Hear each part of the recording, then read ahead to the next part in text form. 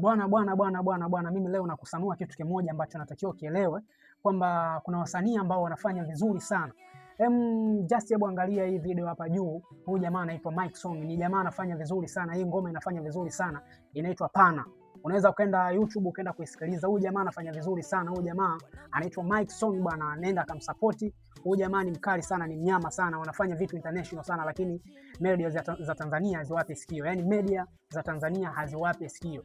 Just nenda kasikiliza hii ngoma bwana, inaitwa Pana. Ni bonge moja ya ngoma, ukisikiliza utaona kuna midundo fulani ambayo jamaa ameimba kitofauti sana ndani. Bwana, mimi sitaki nikumalizie utamu, lakini hiyo ngoma inaitwa Pana.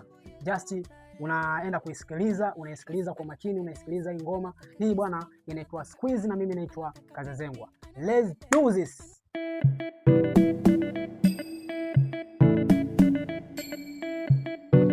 Mike Song, yeah. Yeah. African kid, yeah, yeah. Oh, Weki boko yao wanaojita madada wa mjini, sponsors hawana chao na madanga umewapiga chini. Usicheke nao kama sumu, silambe kwa ulimi. Yani magonjwa kibao, itapendeza ukibaki na mimi.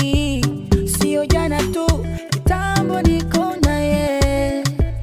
Siku chache tu, utahesabu yetu tarehe.